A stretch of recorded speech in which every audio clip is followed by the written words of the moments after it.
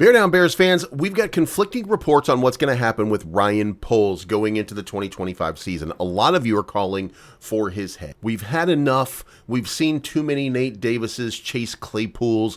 We've seen too many of these Zach Pickens. It's just not working out. Too many Dominique Robinsons, etc., etc., etc. But you know what we have seen? We've seen a great performance from Caleb Williams. We've seen a good performance from Rome Odunze. We've seen work being put in by Austin Booker to improve dramatically. We've seen Darnell Wright look like a really good tackle in this league. We are not without some really good moves from Ryan Poles to offset some of those bad moves. And here's the thing. What we should expect is for Ryan Poles to grow and mature into the role that he was hired for. So are we allowing that to happen, or are we just moving on one more time over and over and over again? Because if so, then what we're doing is we're repeating the same cycle over and over again.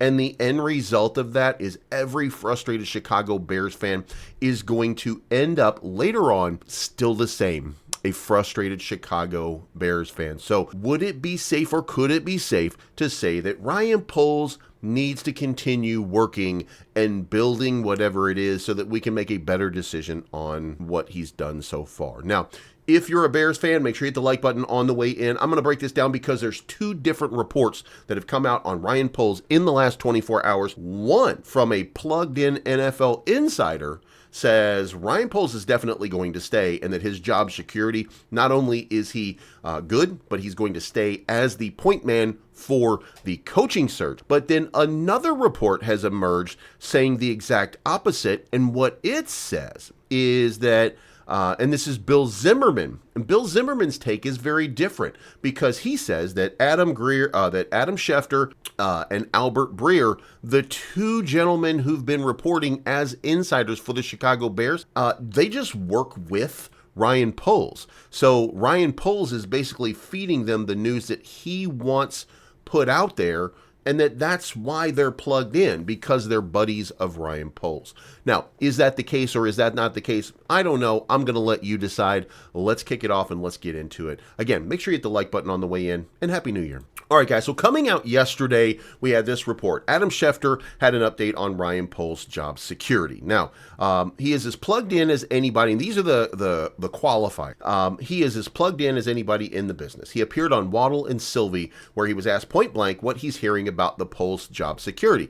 Schefter made it pretty clear that based on what he's gathered, Poles will remain the GM in Chicago. Albert Breer also alluded to that earlier in the day. The McCaskies remain firmly behind the GM, wanting him to lead the search for the next coach. This shouldn't be a surprise. And by the way, if you're not a fan of Ryan Poles and your complaint about Ryan Poles is that he hasn't been perfect so far, and if I said that and you were just like, perfect, I'm not even asking for perfect, I'm just asking for pretty good. Actually, Ryan Poles has been pretty good.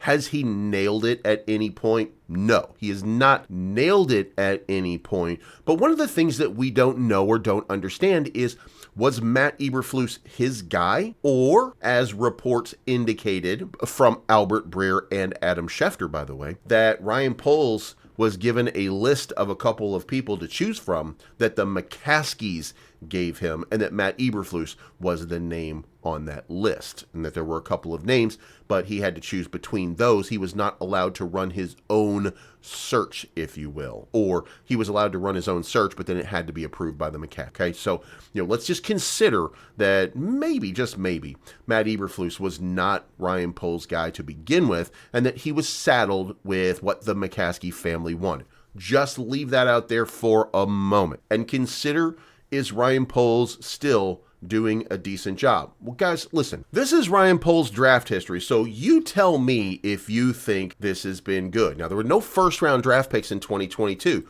What did we pick up? Spider-Man, Kyler Gordon, and Jaquan Brisker, and Braxton Jones. And look, some of you are going to be on the fence about Braxton Jones, because he's had some moments where he's looked a little bit lost. But let me say that I think a lot of that comes down to coaching. I think Braxton Jones has the instincts, and I think that he's actually a pretty good kid. Also, Elijah Hicks got a lot of playing time. So let's just say that we've had a couple of decent selections. Now, did we nail all of them? No. Velus Jones Jr. is out there. Dominic Robinson is out there. But look, we reached down into late rounds in order to get that. The Bears didn't have any draft picks in 2022. And we're blaming Ryan Poles because his sixth and seventh round picks have not been starters in the NFL. I mean, come on, that's a little bit ridiculous. Now let's look at the 2023 draft. We picked Darnell Wright. Darnell Wright has actually been a very good tackle in the league.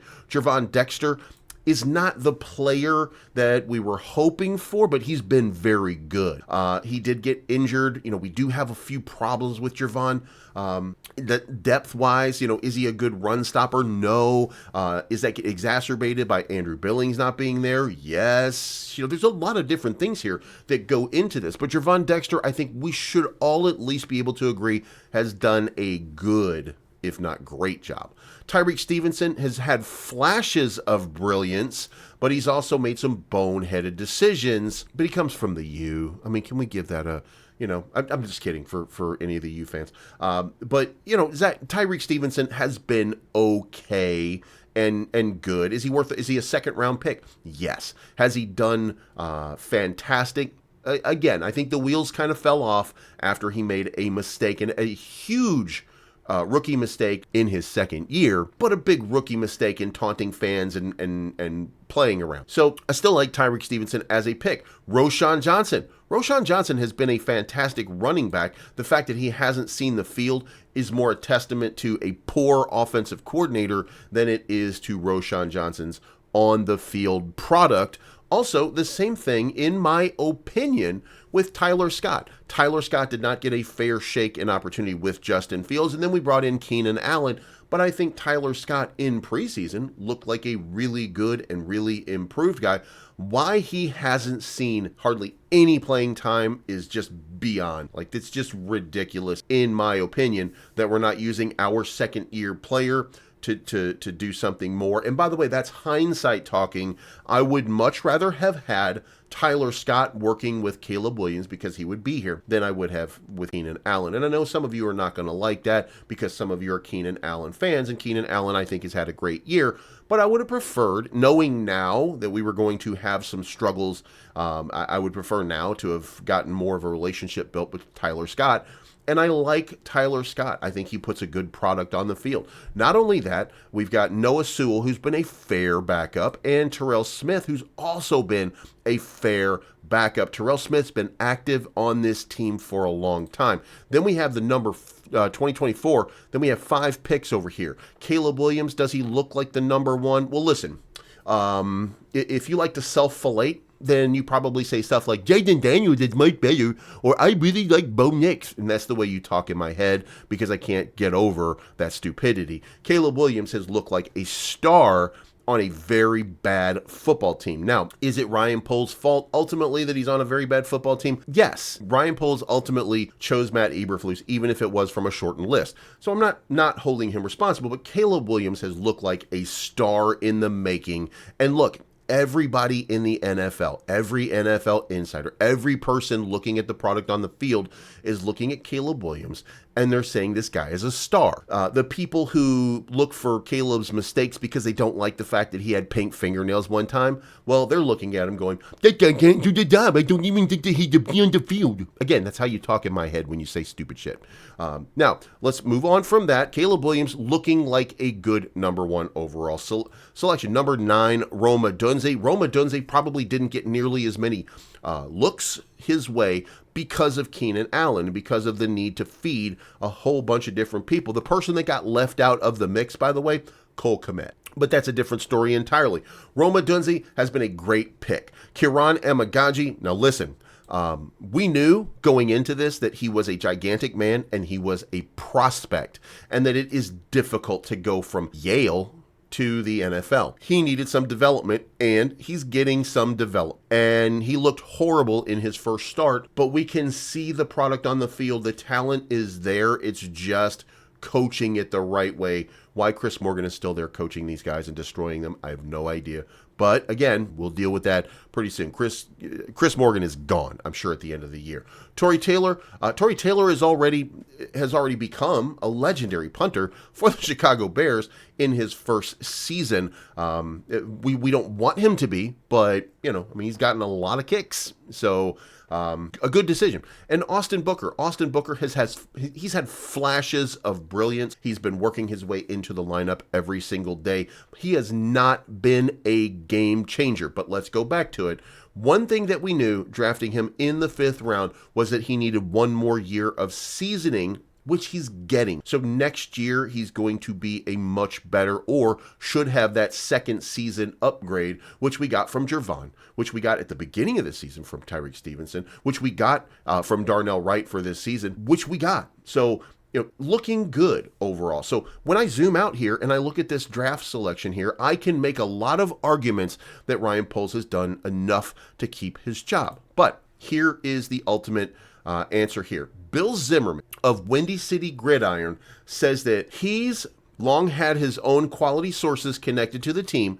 Even after hearing the updates, he isn't convinced Ryan Poles is safe. Now, here's what he said. He says that it starts with who he's been reporting information. Zimmerman has good reason to believe that Albert Breer and Adam Schefter are connected directly to Ryan Poles in some way.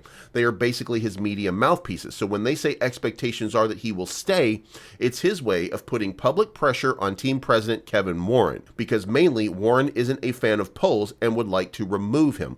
Poles can sense this and is trying to avoid the axe. Now, is that fair to say that some of that might be true? Yes. It absolutely could.